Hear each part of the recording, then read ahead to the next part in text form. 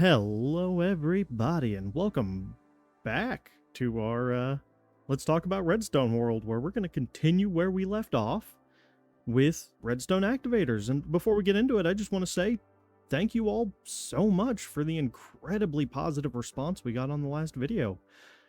I didn't realize that so many people wanted just a thorough look at the basics of Redstone, but I'm glad you guys enjoyed it, and I will do my best to continue explaining as much of the redstone components as I can, and hopefully we'll later get into some interesting circuits and applications for all of this stuff. But before we can get into all that, we have to talk about activating redstone and a few blocks we left out in the last one because I was just trying to run through some basics. So, starting off, let's talk about these two. These are sort of new friends to the redstone family. Not new, but this is the skulk sensor and the calibrated skulk sensor. And the key difference between these is they're both activated by sound, but a skulk sensor is activated by any sound, which would include things like dropping an item, which produces a sound. It would include things like placing a bucket of water. Any and all sounds will activate our skulk sensor. The calibrated skulk sensor has this lovely little amethyst line running down this side. And if you point a comparator, or I'm sorry, if you point a power source into it, it doesn't have to be a comparator, this is just for our current example. If you know how much power to point in, it will only activate with certain sounds. In our current case, we're doing a power of 2, which means that a projectile landing, like a snowball hitting a target, a hitting the ground, which counts for jumping or falling, or splashing in water, will produce a redstone output, which is why when we jump and land, it activates both. So I'm going to quickly run through the pages. If you guys want to pause and take a look at some of these different activations, there's a lot more information available on the wiki for each if you're confused about what any of these mean. But this is what allows you to take a skulk and only activate with certain kinds of sound. And that's an incredibly powerful thing for redstone creations. But these things are loud. So how do we solve that? With water, actually. If you waterlog either of these, they will not produce noise when you activate them. Which is a little nice for everyone involved, but also if you're trying to keep a secret activator, it's really what you need. Speaking of, we just talked about lecterns. You can use a lectern and a comparator to put out a signal strength from 1 to 15, depending on what page your lectern is on. Only up to 15 because, as we discussed in the previous episode, these are on a 4-bit binary system, and the sounds are all split up into one of 15 groups. So you have an output of 0, or you have an output of up to 15. If we weren't powering this, it would also activate with any and all sounds, which we can see here. Right? So by controlling the input, we control how this activates. Daylight sensors are another fun one. So a daylight sensor will put out a redstone signal based on the current ambient light level. So right now, the sun is up, we have light. If we switch to night, that turns off, we get activation here. And if we set the weather to a thunderstorm, you'll notice it becomes dark enough that both are lit even though we're roughly in the middle of the day. And that's because thunderstorms significantly reduce our ambient light level. Another thing, as you can see, we have a lightning rod here. And a lightning rod getting struck puts out a 1-tick redstone pulse. So we're using this repeater just to increase it to a 4-tick pulse for visibility's sake. So let's get rid of the weather real quick. Now, let's talk about, and we'll see as the light increases again, that goes off, and that goes back to full power. So, we have a wooden pressure plate. This will activate if you step on it, if you throw an item on it, if you shoot an arrow or throw a trident at it. There are quite a few different ways to activate that. This will not activate for a thrown or dropped item. It will only activate when a player or mob steps on it. So what about the gold and iron weighted pressure plates? Well, that's where things get fun. So, we need a volunteer. Well, we're going to need a couple volunteers, but we'll get there in a second. Let's grab... Sure, why not? Yep, we're in peaceful. We'll fix that real quick. So, if I drop a mob on here, it puts out a power of 1. If I drop a mob on here, it puts out a power of 1. So what's the difference, right? Let's talk about that. If I add a second mob or entity here, we now have a power of 2. But to get a power of 2 from this one, 1, 2, 3, 4, 5, 6, 7, 8, and 9, we're still at a power of 1. Oh, the baby got out. 9, we're still at a power of 1. We add 10 more, we get to 11, we put out a power of 2. And that's because this activates 1 redstone signal for every 10 entities. Now, what do I mean by entities? Let's get rid of these guys for the sake of silence. Well, an entity would be like a stack of blocks, not a single block. A stack of blocks is 1 entity, so that puts out 1 signal. That also means... So that puts out 2... Oop, one of those went too far. Let's try that again. Do it with a backboard this time. So, that puts out a power of 2. That means that we would need to have 10 stacks of items on this one. 11 stacks, technically, to get a power of 2. And I'm too close for this. I gotta...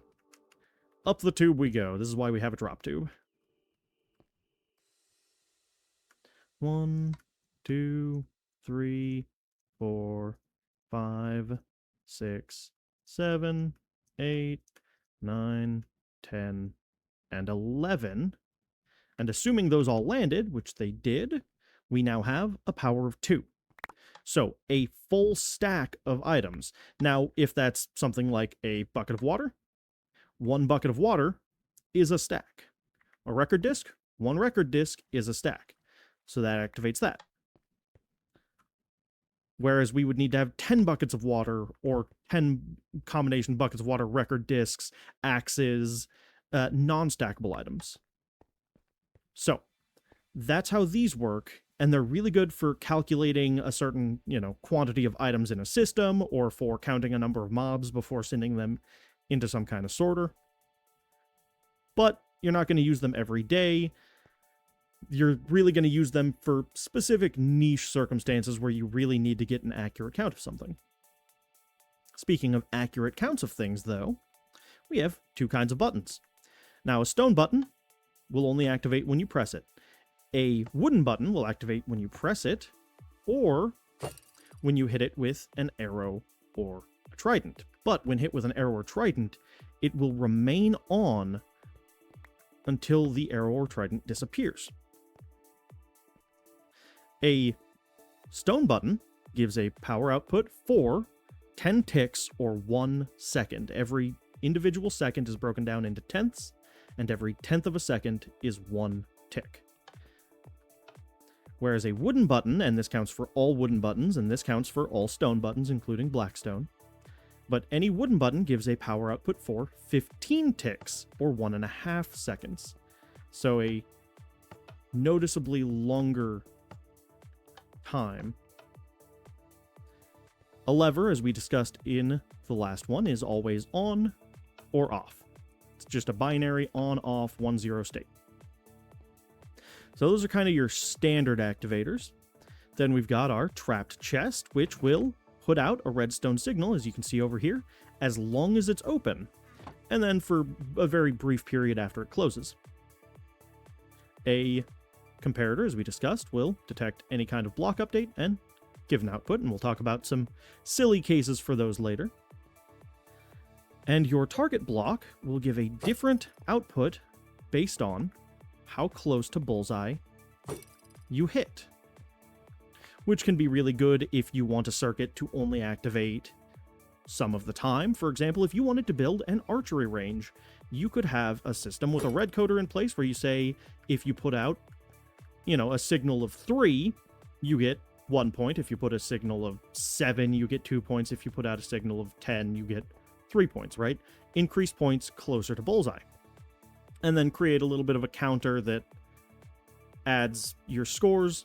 Really good for that kind of thing. But also, the other benefit is that a target block is a full block, not a transparent block like glass or half slabs. It is a full block that redirects a redstone signal, which doesn't happen with most any other full block, which is incredibly useful because you can change the direction of a redstone signal and still take an output through the block, like this. And you'll see these used in all kinds of really interesting ways throughout different redstone systems people have built. Our tripwire hooks put out a signal as long as the string between them is stepped on, so they have to be at least 3 blocks away. So that block, middle block, that block. So you can have 1 block of string in the middle minimum. And as long as something is activating it, it puts out a signal. Here, we're going to talk about the key difference between a dispenser and a dropper. So a dropper does exactly what it says in the name. It drops items, just like you dropping an item out of your inventory. It doesn't matter what it is, it will get dropped. A dispenser will drop most items. However, there are a certain set of items that it will activate instead, such as our bucket of water, which places the water, and then if we activate it again, retracts the water.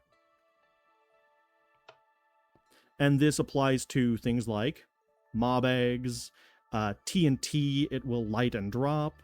There's a number of things that it will activate instead of just dropping. Splash potions, it will shoot and do damage. If you have armor in it, it will equip that armor to you as an armor equipper. So the key difference between a dropper and a dispenser is a dropper always drops an item, and a dispenser sometimes drops an item. It depends on exactly what item you're looking at. Then we have our detector rail. A detector rail detects when there's a minecart of any kind on top of it. It doesn't matter what kind. We're just going to grab a hopper minecart for our sake, and puts out a redstone signal. So if you're using a minecart system, chest minecarts, hopper minecarts, what have you, for filling or emptying redstone systems, these can be incredibly useful. And as we talked about before, we have our signal directed away from this piston, so this does not activate it. If I removed that, we activate the piston. Speaking of pistons, we have a regular piston and a sticky piston. What is the key difference between these? A sticky piston not only pushes blocks, it retracts them back. And we can't talk about pistons and sticky pistons without talking about slime blocks and honey blocks. So, a slime block and honey block. What is the difference between these two, other than their visual appearance? Well, slime blocks and honey blocks will both bring items that are not attached to the piston with them. However, they will not move each other, which means you're able to create moving systems next to each other without them interacting, which is where you're going to see these used predominantly in things like flying machines, or large doors that use flying machines to go up and down, things like that. but it's an incredibly useful mechanic, and it's worth noting here. We'll get into flying machines later in a separate video, because flying machines are weird, and they work completely differently in Bedrock versus Java, so we'll take our time and really dissect how they work in both. But for now, that's kind of the basics on those. A jukebox will put out a different redstone signal based on what record is playing, which I think is neat. You can build a randomizer purely with a jukebox and a couple of hoppers and a couple of droppers or dispensers to randomly shoot through them. So you can build a really fun randomizer and never know what redstone signal it's going to put out. This can be good for a lot of things, but not really something you're going to use a lot because there are some better randomizers. I just think it's a fun one. If you use an observer, you can read an output every time a note block is activated. But something else you can do, which is a little bit less common, is when the block under a note block changes, it changes the tone that the note block will make. So by changing the block beneath it, you can also get a redstone output. You can do something very similar with scaffolding. This scaffolding is floating, so it's got the filled-in bottom. If we place a block beneath it, it switches to a full standing scaffolding and gives us an output. So with a sticky piston, for example, you could change the block underneath this to give an output, and this actually stacks. So if we go up to here, go up to here, and go up to here, and we do this, you'll notice it actually travels upwards. It doesn't activate them all at once. So that's a really fun activator if you need to take a signal vertically. And I don't know exactly how far it travels. We'll actually test that real quick. So I would guess it's probably 15, but 1, 2, 3, 5, 6, 7, 8, 9, 10, 11, 12, 13, 14, 15, 16, 17, 18. Let's go 18 real quick. And we should be able to pretty quickly and easily gauge how far this works.